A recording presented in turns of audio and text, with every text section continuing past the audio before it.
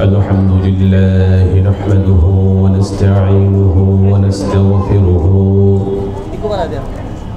ونعوذ بالله من شرور أنفسنا ومن سيئات أعمالنا من يهد الله فلا مضل له ومن يضلله فلا هادي له ونشهد أن لا إله إلا الله وحده لا شريك له ونشهد أن سيدنا ومولانا محمدا عبده ورسوله الذي أرسله بالحق بشيرا ونذيرا وداعيا إلى الله بإذنه وسراجا منيرا أما بعد فأعوذ بالله من الشيطان الرجيم بسم الله الرحمن الرحيم وإذا حييتم بتحية فحيوا بأحسن منها أو ردوها وقال النبي صلى الله عليه وسلم أفشوا السلام أطعموا الطعام صلوا بالليل والناس نيام أو كما قال النبي صلى الله عليه وسلم إن الله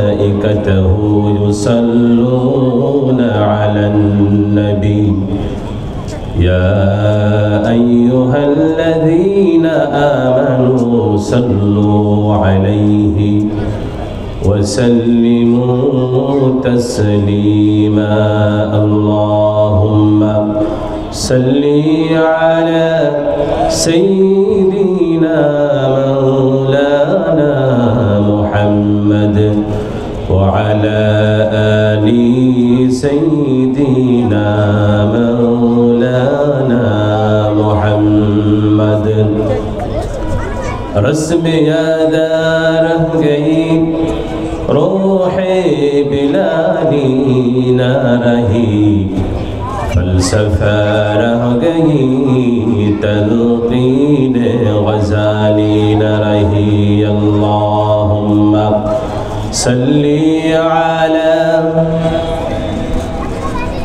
مولانا محمد وعلى آل سيدنا مولانا محمد ناج فل تو جسم بلبل کا ترنم بھی نہ ہو چمن دہر میں کلیوں کی تبسم بھی نہ ہو بلغ العلا بکمالہ کشف الدجا بجمالہ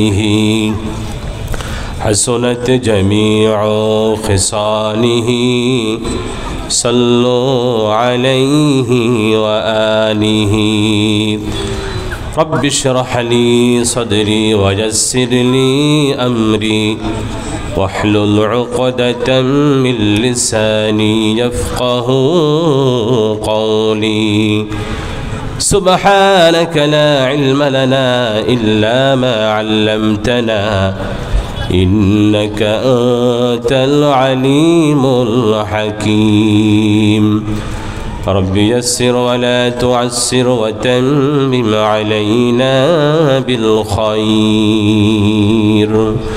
সবখানে প্রশংসা করব কার?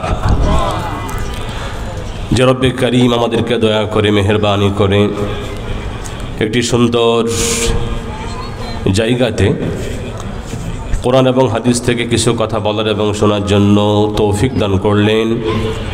আমরা সেই মহান রব্বে করিমের নিকটে শুকরিয়া আদায় করছি। আমরা সকলে প্রাণ খুলে বলছি আলহামদুলিল্লাহ।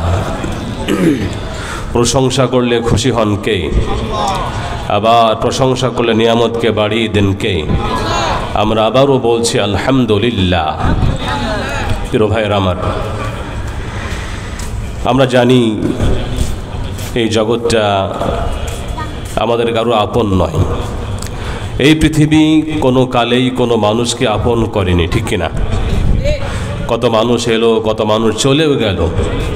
কোনো মানুষ এই পৃথিবীতে লম্বা সময় পর্যন্ত জীবিত ছিল, দীর্ঘ সময় পর্যন্ত রাজত্ব করেছে। এমন মানুষ ছিল যারা গোটা পৃথিবীকে শাসন করেছে।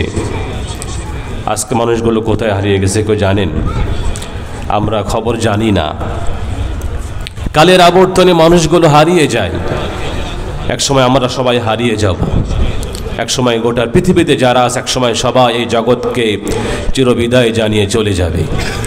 পৃথিবী কখনোই কোনো মানুষকে আপন করেনি, আর কখনো করবেও না, ঠিক কিনা? এই জন্য আমরা যতদিন পর্যন্ত জগতের ভিতরে থাকব, আমরা চেষ্টা করব আমাদের জীবনটাকে আল্লাহ পাকের বিধান মতো পরিচালিত করার, বিশ্বনবীর তরিকা মতো চালাবার। আল্লাহ আমাদের সবাইকে তৌফিক দান করুন। সকলে বলি আমিন। আমি এমন তিনটি আমলের বিষয়ে কথা বলবো, যেই আমলকারীর ব্যাপারে বিশ্বনবী সাল্লাল্লাহু আলাইহি ওয়াসাল্লাম বলছেন, যদি কোনো মানুষ এই তিনটা আমল করতে পারে, রব্বে কারিম তাকে বিনা চিন্তায়, বিনা বাধায়, নিশ্চিন্তে জান্নাতে প্রবেশ করিয়ে দিবেন। কয়টি আমল? তিনটি আমল। খুব সহজ। আমরা প্রত্যেকে চেষ্টা করব কথাগুলোকে মন দিয়ে শোনার এবং সম্ভব হলে আমল করার চেষ্টা করব। আমরা আল্লাহর কাছে তৌফিক কামনা করছি। সকলে বলি আমিন। আল্লাহ তাআলা বলছেন, وَإِذَا حُيِّيتُمْ بِتَحِيَّةٍ فَحَيُّوا بِأَحْسَنَ مِنْهَا أَوْ رُدُّوهَا। আবার বিশ্বনবী সাল্লাল্লাহু আলাইহি ওয়াসাল্লাম বলছেন, আফশুস সালাম, আতিমুত তাআম, সাল্লু বিল-লাইল ওয়ান-নাসু নিয়াম। আব্দুল্লাহ ইবনে সালাম তিনি বলেন, লাম্মা কদিমান নবী সাল্লাল্লাহু আলাইহি ওয়াসাল্লাম আল মদিনাতা, বিশ্বনবী সাল্লাল্লাহু আলাইহি ওয়াসাল্লাম মদিনাতে আগমন করলেন। ইনজাফালান নাসু ইলাইহি, সমস্ত মানুষ বিশ্বনবীকে দেখার জন্য দৌড়ঝাঁপ শুরু করে দিল। ওয়াকিলা জাআ মুহাম্মদ সাল্লাল্লাহু আলাইহি ওয়াসাল্লাম, কদিমা মুহাম্মদ সাল্লাল্লাহু আলাইহি ওয়াসাল্লাম। গোটা মদিনার ভিতরে রোল পড়ে গেল। মুহাম্মদ সাল্লাল্লাহু আলাইহি ওয়াসাল্লাম মক্কা থেকে মদিনার বুকে আগমন করেছেন। মক্কা থেকে মদিনাতে আগমন করেছেন। সমস্ত মানুষ বিশ্বনবী সাল্লাল্লাহু আলাইহি ওয়াসাল্লামকে দেখার জন্য আগমন করলো। আমিও বিশ্বনবীকে দেখার জন্য মানুষের সঙ্গে বিশ্বনবীর কাছে আগমন করলাম। ফালাম্মা রাআইতুহু, আমি যখন বিশ্বনবীকে দেখলাম, আরিফতু আন্না ওয়াজহাহু লাইসা বিওয়াজহিন কাজ্জাবিন, আমি যে মানুষটিকে দেখলাম আমার কাছে মনে হলো এই মানুষটি গোটা পৃথিবীর ভিতরে সব থেকে সুন্দর মানুষ, যার চেহারা থেকে নূর জ্যোতি উপচে পড়ছিল। এই মানুষটি এমন একটি মানুষ যে একজন মহা সত্যবাদী, যার চেহারার ভিতরে স্পষ্ট আমি বুঝতে পারছিলাম সে কোনো মিথ্যুক নয়। সে নবী দাবি করছে, অবশ্যই সত্যবাদী, তার কথা মিথ্যা হতে পারে না। এরপরে বিশ্বনবী সাল্লাল্লাহু আলাইহি ওয়াসাল্লাম সমস্ত মানুষকে লক্ষ্য করে বললেন, ইয়া আইয়ুহান নাস আফশুস সালাম, আতিমুত তাআম, সাল্লু বিল-লাইলি ওয়ান-নাসু নিয়াম। হে লোক সকল, তোমরা তিনটি কাজ করবে। যদি এই তিনটি কাজ তোমরা করতে পারো, রব্বে করিম তোমাদেরকে এই তিনটি কাজের বিনিময়ে বিনা বাধায় নিশ্চিন্তে জান্নাতে প্রবেশ করিয়ে দিবেন। কয়টি কাজ? তিনটি কাজ। প্রথম কাজটি বিষ্ণু বললেন আফশুস সালাম। ও মদিনার মানুষেরা, তোমরা বেশি বেশি করে সালামের প্রসার ঘটাবে। প্রথম কাজটা কি? বেশি করে সালাম দেওয়া। কঠিন কোনো কাজ এটা? খুব কঠিন, তাই না? দিলে কষ্ট হবে, সালাম দিতে হবে। নবীজি বলছেন যে ব্যক্তি মানুষকে বেশি করে সালাম দিবে, রব্বে কারিম তার হৃদয় থেকে সমস্ত দুশ্চিন্তা অহংকারগুলোকে দূর করে দিবে। এই জন্য বিশ্বনবী সাল্লাল্লাহু আলাইহি ওয়াসাল্লাম তিনি সবসময় মানুষকে সালাম দিতেন। কোনো মানুষ, কোনো বাচ্চা, কোনো বালক, কোনো বৃদ্ধ ব্যক্তিও অথবা যে কোনো ব্যক্তি হোক না কেন, বিশ্বনবীর কাছে আগে এসে কোনো ব্যক্তি কখনো বিশ্বনবীকে আগে সালাম প্রদান করতে পারতেন না। যে আসতো না কেন, বিশ্বনবী তাকে সবার পূর্বে সালাম দিয়ে ফেলতেন। আবার তিনি বলতেন, ইজা লাকিয়ার রাজুলু আখাহুল মুসলিম ফালইয়াকুল আসসালাম। যখন কোন মুসলমান ব্যক্তি তার কোনো ভাইয়ের সঙ্গে সাক্ষাৎ করবে, সাক্ষাতের সময় সঙ্গে সঙ্গে তাকে সালাম দিবে। সালাম দিলে তার উপর রহমত, বরকত সব কিছুকে নাজিল করে দিবেন কে? সালাম দিলে সওয়াব আছে কিনা? আছে। সালাম দিলে সওয়াবও আছে। একবার বিশ্বনবী দিনে বসা ছিলেন, জাআ রাজুলুন ফাসাল্লামা ফাকাল আসসালামু আলাইকুম। একজন ব্যক্তি আসলেন, বিশ্বনবীকে বললেন আসসালামু আলাইকুম, সুম্মা জালাসা, এর পরে বসে পড়ল। ফারাদ্দান নবী সাল্লাল্লাহু আলাইহি ওয়াসাল্লাম, নবীজি তার সালামের জবাব দিলেন। ফাকাল আশারা, 10টি নেকি পেল। কত নেকি পেল? 10টি নেকি পেল। সুম্মা জা আল আখর, দ্বিতীয় ব্যক্তি আসলো। ফাকাল আসসালামু আলাইকুম ওয়া রাহমাতুল্লাহ, সুম্মা জালাসা। দ্বিতীয় ব্যক্তি এসে বলল আসসালামু আলাইকুম ওয়া রাহমাতুল্লাহ, এরপরে লোকটি বসে পড়লেন। বিশ্বনবী সাল্লাল্লাহু আলাইহি ওয়াসাল্লামের জবাব দিলেন। এরপরে বললেন 20টি নেকি পেল। কয়টি? 20টি নেকি। সুম্মা জা আল আখর, তৃতীয় ব্যক্তি আসলো। ফাকাল আসসালামু আলাইকুম ওয়া রাহমাতুল্লাহি ওয়া বারাকাতুহু, ও নবী আপনার উপর আল্লাহ পাকের পক্ষ থেকে সালাম বর্ষিত হোক, রহমত বর্ষিত হোক, বরকত বর্ষিত হোক। সুম্মা জালাসা, তারপর লোকটি বসে পড়ল। বিশ্বনবী সাল্লাল্লাহু আলাইহি ওয়াসাল্লাম জবাব দিলেন। এরপরে বললেন সালাসুন, 30টি নেকি পেল। কয়টি নেকি পেল? 30টি। অর্থাৎ শব্দ যত বেশি তার সব তত কি বেশি। প্রথমে 10, তারপরে 20, তারপরে 30। আপনি যত শব্দকে বাড়িয়ে বলবেন, আপনাকে সব বাড়িয়ে দিবেন কে? আল্লাহ তাআলা। আমাদের সমাজে একটা কথা আমরা অনেকে বলি, প্রচলিত আছে, সালাম দিলে 90 নেকি হয়। কত নেকি হয়? 90 নেকি হয়। আসলে 90 নেকির ব্যাপারে কোনো হাদিস কোথাও নাই। কথা মনে থাকবে। সালাম দিলে কত নেকি? 30 নেকি। কত? 30 নেকি। যদি রব্বে কারিম কাউকে বাড়িয়ে দেন, আল্লাহ পাকের রহমত। কিন্তু মূলত নেকি হলো কয়টি? 30টি। আবার বিশ্বনবী সাল্লাল্লাহু আলাইহি ওয়াসাল্লাম যখন তিনি রাস্তা দিয়ে আগমন করতেন, রাস্তা দিয়ে হাঁটতেন, তার পাশে যত শিশু বাচ্চারা পড়তো, বিশ্বনবী সাল্লাল্লাহু আলাইহি ওয়াসাল্লাম সবাইকে আগে সালাম দিয়ে ফেলতেন। আনাস তিনি বলেন, কুনতু মা'আন নবী সাল্লাল্লাহু আলাইহি ওয়াসাল্লাম, আমি নবীজির সঙ্গে ছিলাম। ফামাররা আলা সিবিয়ান, বিশ্বনবী কিছু বাচ্চাদের পাশ দিয়ে অতিক্রম করলেন। ফাসাল্লামা আলাইহিম, বিশ্বনবী সাল্লাল্লাহু আলাইহি ওয়াসাল্লাম সমস্ত বাচ্চাদেরকে তিনি সালাম দিলেন। তার মানে কি? বাচ্চাদেরকে সালাম দিতে হবে, ঠিক কিনা? শেখাতে হবে। যদি আমি আপনি আমাদের সন্তানদেরকে, ছোট বাচ্চাদেরকে না শেখাই, বলুন তো তারা কোত্থেকে শিখবে?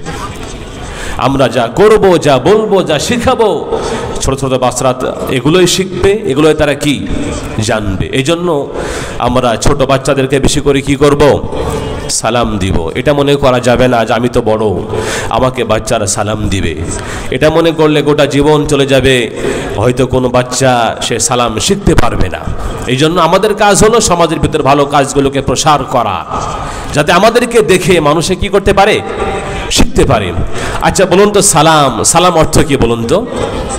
সালাম অর্থ শান্তি। সালাম অর্থ কি? শান্তি। আবার সালাম কার নাম? আল্লাহ পাকের নাম। আল্লাহ তাআলা বলছেন তার পরিচয়ের ক্ষেত্রে, আল মালিকুল কুদ্দুসুস সালামুল মুমিনুল মুহাইমিনুল আজিজুল জব্বারুল মুতাকাব্বির।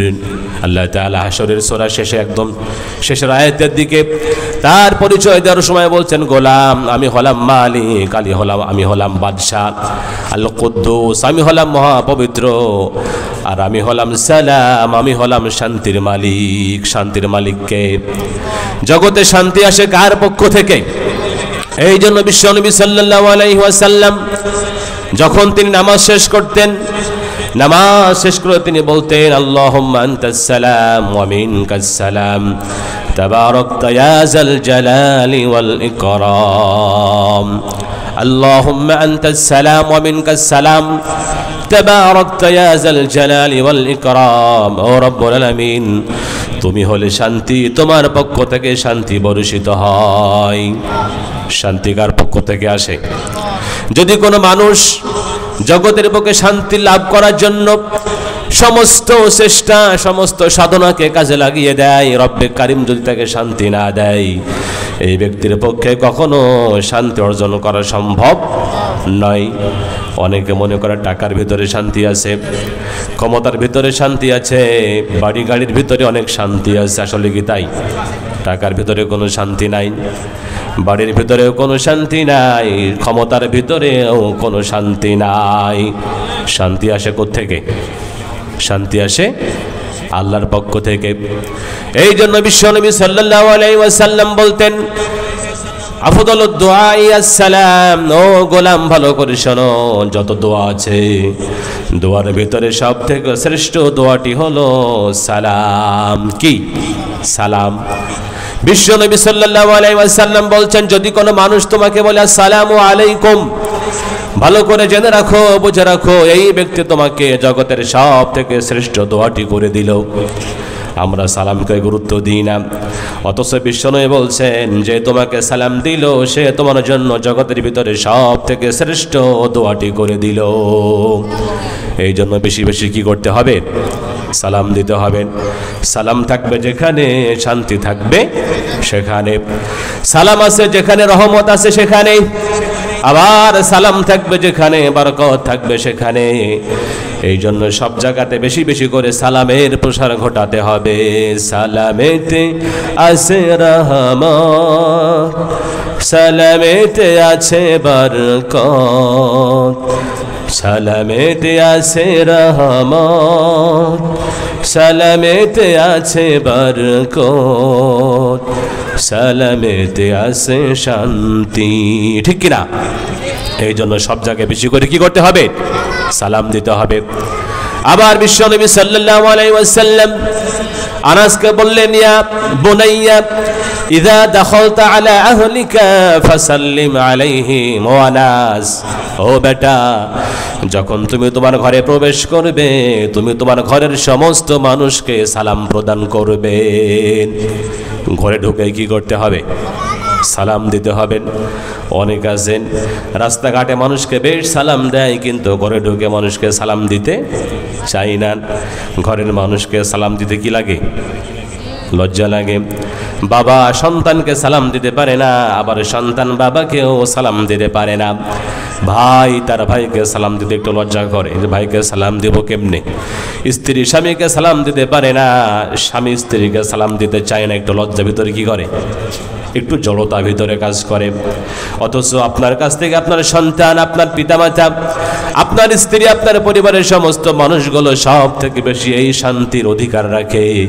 আপনি এই দোয়া করবেন যে রব্বে কারিম তোমাদেরকে শান্তি দিক, রহমত দিক, বরকত দিক।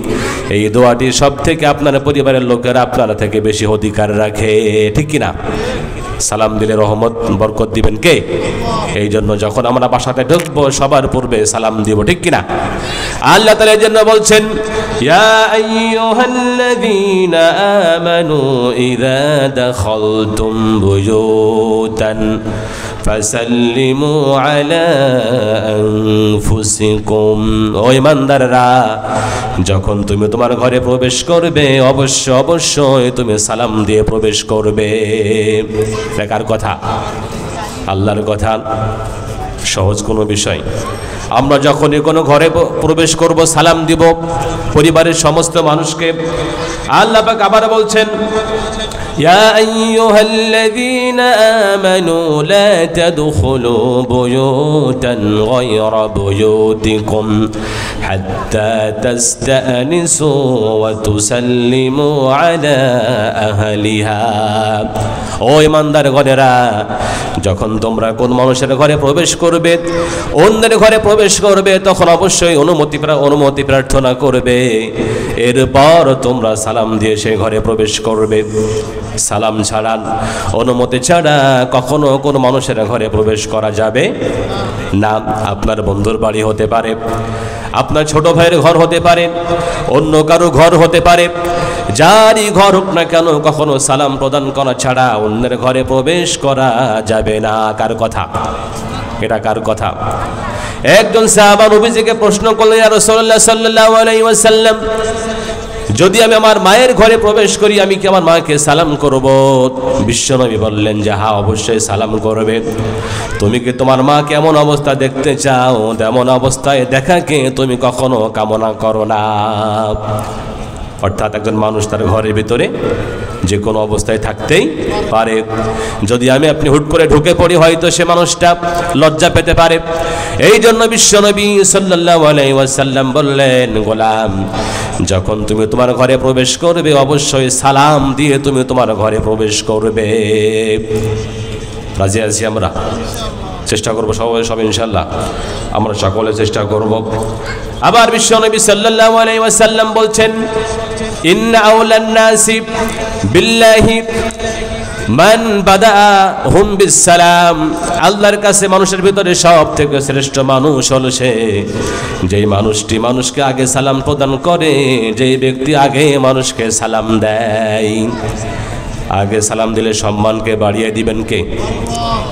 আগে সালাম দিলে সম্মান বাড়াবেন কে? আল্লাহ তাআলা। আবার বিশ্বনবী সাল্লাল্লাহু আলাইহি ওয়াসাল্লাম বলতেন, আল বাদিউ বিসসালাম বাদিয়ুম মিনাল কিবার। যেই ব্যক্তি প্রথমে সালাম দেয় অহংকার থেকে মুক্ত হয়ে যায় সে। যদি কোনো ব্যক্তির প্রথমে সালাম দিয়ে দেয় রব্বে কারীম তার হৃদয়টাকে অহংকার থেকে মুক্ত করে দিবেন। হৃদয়কে অহংকার থেকে মুক্ত করে দিবেন কে? এই জন্য প্রথমে সালাম দিতে হবে। এটা মনে করা যাবে না আমি তো বড় হয়ে গেছি, আমি বস, আমি নেতা, আমার কর্মচারী স্টাফ আমাকে সালাম দিবে, এটা মনে করা যাবে? এটা মনে করা যাবে না। বরং যেই ব্যক্তি নেতা হবে, বস হতে পারে, যার ক্ষমতা যত বেশি, যার সম্মান যত বেশি হবে, সে তার থেকে ছোট মানুষকে কি করবে? সালাম দিবে। বিশ্বনবী তিনি এই জগতে সব থেকে সেরা মানুষ ছিলেন, ঠিক কিনা? তার থেকে সেরা জগতে কেউ কি আছে? কেউ কি ছিল? আগামীতে কেউ আসবে? কেউ তো আসবে না। তারপরেও এই মানুষটিকে আগে সালাম কেউ দিতে পারত না। আল্লাহ পাক এই জন্য বিশ্বনবীকে সব থেকে বেশি ভালোবাসতেন। আল্লাহ পাক তার সম্মানকে এই জন্য আসমান জমিনকে ছাড়িয়ে আরশে আজিম পর্যন্ত নিয়ে গেছেন। প্রিয় ভাইয়েরা, এই জন্য নিজেকে বড় মনে করা যাবে না, নিজেকে সবসময় ছোট মনে করতে হবে। অহংকার করা যাবে? অহংকার করা কার ভূষণ? আল্লাহর ভূষণ। আল্লাহ বলেন, আল কিবরিয়াউ রিদাই, অহংকার আমার ভূষণ। ফামান নাযাআনি আযাবতুহু বিন-নার, আর যদি কোনো মানুষ আমার ভূষণ নিয়ে টানা হেঁচড়া করে আমি তাকে আগুনের জাহান্নামে তাকে আমি কি করব? শাস্তি প্রদান করব। তো প্রিয় ভাইয়েরা আমার, অহংকার থেকে মুক্ত হতে হলে আমাদেরকে বেশি বেশি কি করতে হবে? সালাম দিতে হবে। পারবেন?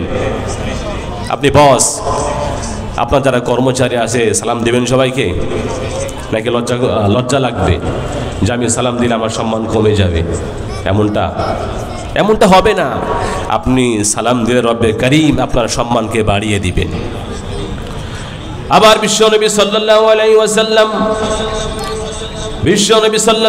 ওয়াসাল্লাম বলতেন, যখন তোমরা সালাম দিবে, কে কাকে সালাম দিবে, সালামের নিয়মটা কি, সালাম কে দিবে কে নিবে? বিশ্বনবী সাল্লাল্লাহু আলাইহি ওয়াসাল্লাম বলতেন, আর রাকিবু ইউসাল্লিমু আলাল মাশি, যে ব্যক্তি গাড়িতে করে যাবেন সেই ব্যক্তি সালাম দিবে, যে ব্যক্তি পদাতিক যে পায়ে হেঁটে যাচ্ছে তাকে সালাম দিবেন। ওয়াল মাশি আলাল কায়েদ, যে ব্যক্তি চলে যাচ্ছে সেই ব্যক্তি সালাম দিবে উপবিষ্ট ব্যক্তিকে, যে বসে আছে তাকে। ওয়াস সগীরু আলাল কাবীরি, আবার বিশ্বনবী বলেন যে ছোট বাচ্চারা বড়দেরকে সালাম দিবে। তার মানে এটা নয় যে বড়রা সালাম দিবে না, বড়রাও দিবে ছোটরাও দিবে, কিন্তু ছোটরা সালাম দেওয়া এটা কি আদব, এটা সম্মানের বিষয়।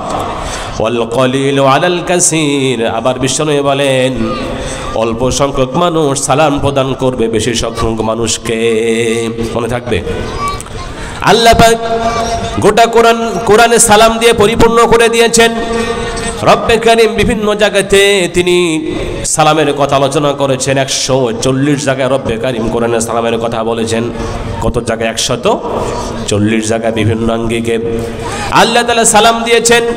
সালামুন আলা ইব্রাহিম, সালামুন আলা মুসা ওয়া হারুন, সালামুন আলা ইলিয়াসিন। সব জায়গায় সালাম দিচ্ছেন কে? আল্লাহ পাক আবার বলছেন, সুবহান রাব্বিকা রাব্বিল ইজ্জাতি আম্মা ইয়াসিফুন ওয়া সালামুন আলাল মুরসালিন ওয়ালহামদুলিল্লাহি রাব্বিল আলামিন। আল্লাহ পাক এখানেও কি সমস্ত রাসূলদেরকে সালাম দিচ্ছেন। অতএব আমরা কি করব? এই সমাজে বেশি করে কি করব? সালাম এর প্রসার ঘটাবো। আবার বিশ্বনবী সাল্লাল্লাহু আলাইহি ওয়াসাল্লাম বলছেন, ইন্না ফিল জান্নাতি গুরফান ইউরা যাহিরুহা মিন বাতিনিহা ওয়া বাতিনুহা মিন যাহিরিহা। আল্লাহ পাক একটা প্রাসাদ বানিয়েছেন জান্নাতের ভিতরে, যার ভিতর থেকে বাইরের সমস্ত দৃশ্য দেখা যায়, আবার বাইরের থেকে ভিতরের সমস্ত দৃশ্যগুলো দেখা যায়। আল্লাহ তাআলা এই প্রাসাদকে বানিয়েছেন ওই ব্যক্তির জন্য, মান আফশাস সালাম, যে ব্যক্তি সমাজের ভিতরে বেশি বেশি করে সালামের প্রসার ঘটাবে। আপনি কেমন বালাখানা চান জান্নাতে? যদি কোনো ব্যক্তি চাই আল্লাহ পাক আমাকে এমন বালাখানা দান করবেন, তবে তার জন্য জরুরি হলো সে বেশি বেশি করে কি করবে? সালাম প্রদান করবে। দ্বিতীয় কাজ হলো আতাআমাত তুআম, মানুষকে বেশি করে কি করবে? খানা খাওয়াবে। ওয়াসাল্লু বিল্লাইল ওয়ান নাসু নিয়াম, যখন মানুষগুলো ঘুমিয়ে থাকবে তখন নামাজ পড়তে হবে, সালাতুত তাহাজ্জুদ। তিনটা আমলের কথা বলছিলাম যে যদি কোনো মানুষ এই তিনটা আমল করতে পারে, রব্বে কারীম তাকে কি করবেন? বিনা বাধায় নিশ্চিন্তে জান্নাতে প্রবেশ করাবেন। প্রথম আমলটি হলো বেশি করে সমাজে কি করা? সালাম দেওয়া। প্রথম আমলটি কি ভাই? বেশি করে সমাজে কি করা? সালামের প্রসার ঘটানো। দ্বিতীয় আমলটি হলো ইতআমুত তুআম, মানুষকে খানা খাওয়ানো, গরিব মানুষকে বেশি করে কি করা? খাবার খাওয়ানো, মানুষের চাহিদাগুলোকে পরিপূর্ণ করা। আমরা চেষ্টা করব ইনশাআল্লাহ। বিশ্ব নবীকে প্রশ্ন করা হলো, আইয়ুল ইসলামি খায়র, ও রাসূল ইসলামের উত্তম কাজ কোনটা, ইসলামের সেরা কাজ কোনটা? বিশ্ব নবী সাল্লাল্লাহু আলাইহি ওয়াসাল্লাম বললেন, ইসলামের শ্রেষ্ঠ কাজ হলো ইতআমুত তুআম, মানুষকে খাবার খাওয়ানো। মানুষকে কি করা? খাবার খাওয়ানো। আবার বিশ্ব নবী সাল্লাল্লাহু আলাইহি ওয়াসাল্লাম বললেন, বিশ্বনবী সাল্লাল্লাহু আলাইহি ওয়াসাল্লাম বললেন, আফদালুস সাদাকাতি আন তাশবিআ কাবিদান জায়ান, শ্রেষ্ঠ সদকা হলো একজন ক্ষুধার্ত মানুষের খাবারের ব্যবস্থা করে দেওয়া। ক্ষুধার্ত মানুষের কি দেওয়া? খাবারের ব্যবস্থা করে দেওয়া। বিশ্বনবী সাল্লাল্লাহু আলাইহি ওয়াসাল্লাম বলেছেন, যদি কোনো মানুষ এই পৃথিবীতে কোনো মানুষকে খাওয়িয়ে তার ক্ষুধাকে দূর করে দেন, রব্বে কারিম কিয়ামতের দিন তার ক্ষুধাকে নিবারণ করার ব্যবস্থা করে দিবেন। সুবহানাল্লাহ। আবার বিশ্বনবী সাল্লাল্লাহু আলাইহি ওয়াসাল্লাম বলছেন, যদি কোনো মানুষ এই পৃথিবীতে কোনো পিপাসিত ব্যক্তিকে পিপাসা নিবারণের ব্যবস্থা করে দেন, রব্বে কারিম কিয়ামতের দিন তার পিপাসা নিবারণ করবেন হাউজে কাউসারের পানি পান করিয়ে। আবার বিশ্বনবী সাল্লাল্লাহু আলাইহি ওয়াসাল্লাম বলছেন, যদি কোনো মানুষ এই জগতে বস্ত্রহীন কোনো মানুষকে বস্ত্র দান করে, রব্বে কারিম কিয়ামতের দিন তাকে জান্নাতের পোশাক পরিয়ে দিবেন। কয়টা কাজ বললাম? ক্ষুধার্তকে খাবার খাওয়ানো, পিপাসিত ব্যক্তিকে পানি পান করানো, আর বস্ত্রহীনকে বস্ত্রের ব্যবস্থা করে দেওয়া। বিনিময় দিবেন কে? বিশ্বনবী সাল্লাল্লাহু আলাইহি ওয়াসাল্লাম তারপরে বলছেন,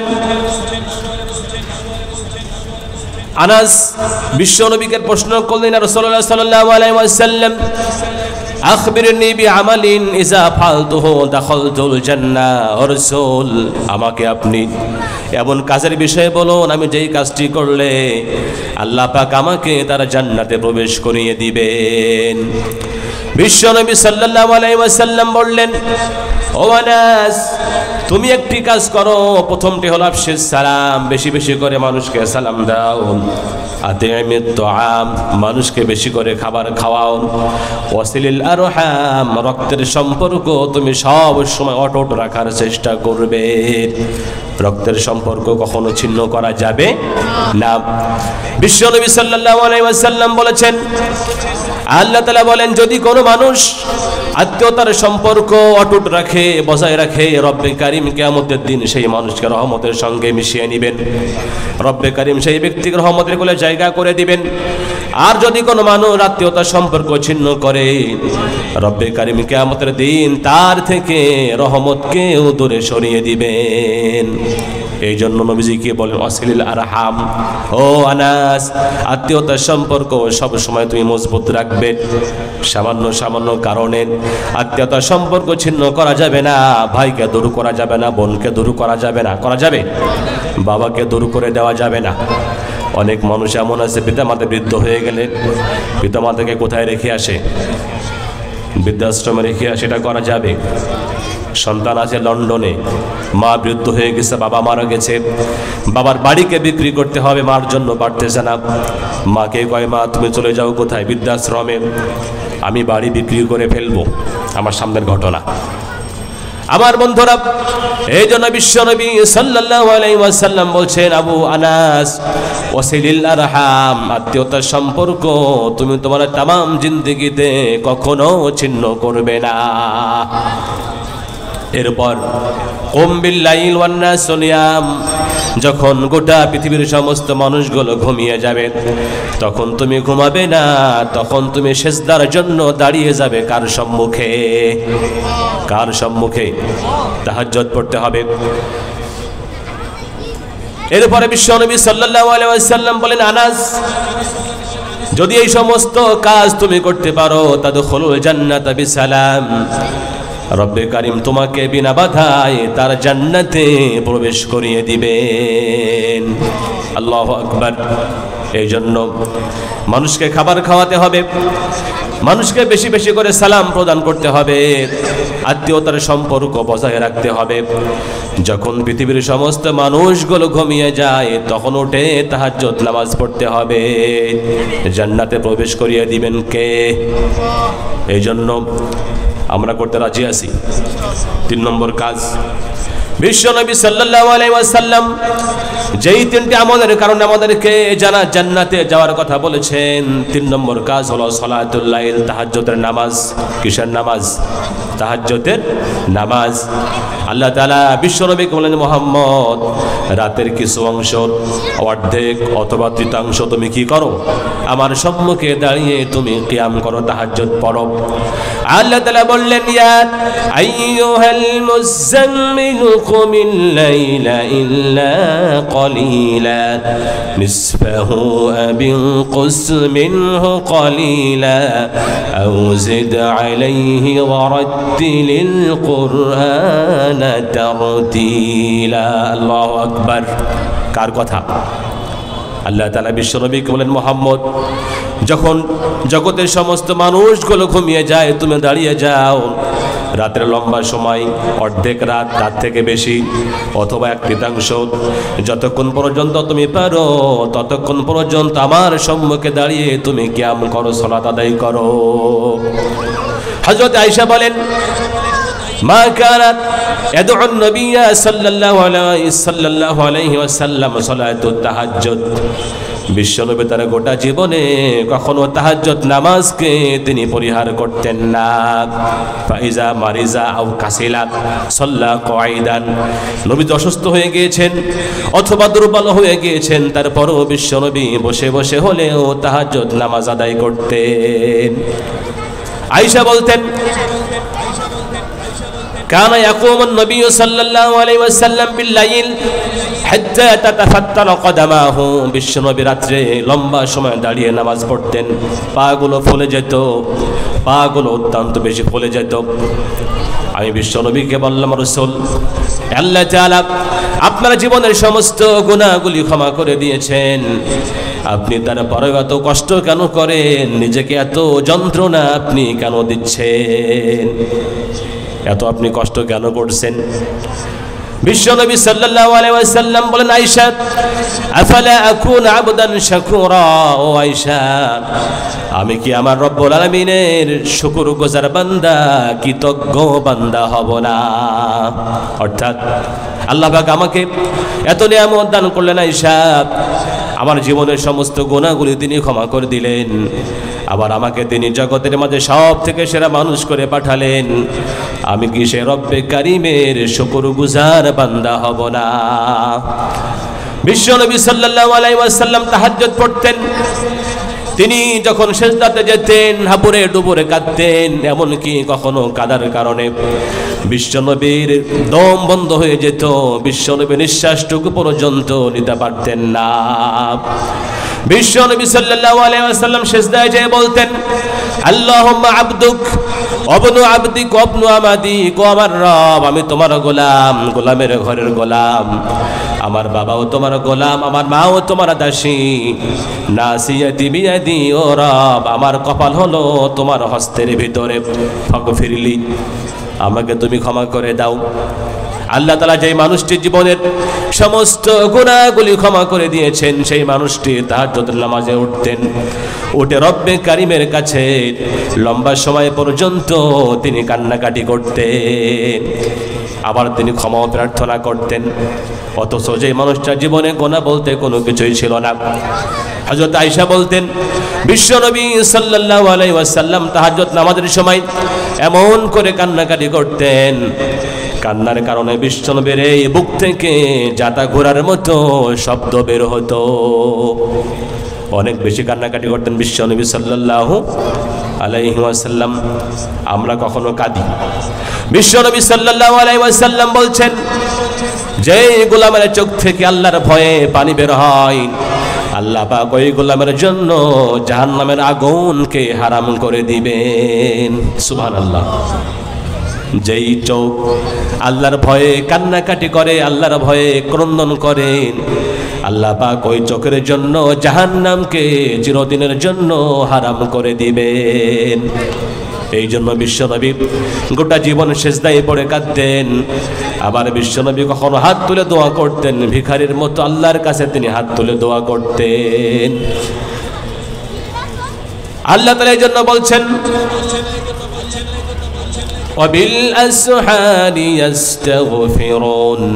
যারা মুমিন বান্দা হয় তারা সব সময় শেষ রাতে আল্লাহ পাকের সম্মুখে সিজদায় পড়ে কান্নাকাটি করে। ওয়াল্লাযীনা ইয়াবিতুনা লিরাব্বিহিম সুজদান ওয়া কিয়ামা। আল্লাহ পাক বলছেন, আমার প্রিয় বান্দা তারাই যারা গোটা রাত আমার সম্মুখে দাঁড়িয়ে থাকে সিজদাতে, কখনো সিজদা করে, কখনো কিয়াম করে, আবার কখনো রুকু করে।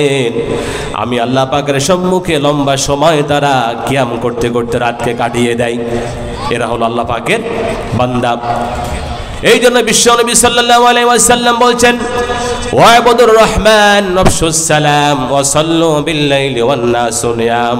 গোলাম, বেশি বেশি করে আল্লাহ ইবাদত করো, আবার বেশি বেশি করে মানুষকে খাবার খাওয়াও, সালামের প্রসার ঘটাও।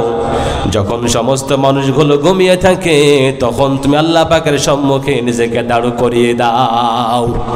সম্মানকে বাড়িয়ে দিবেন কে? এই জন্য সাহাবায়ে কেরামের ব্যাপারে বলা হয় ফুরসানুন ফিন নাহার রুহবানুন ফিল লাইল। সমস্ত সাহাবায়ে কেরামের জীবনে কেমন ছিল?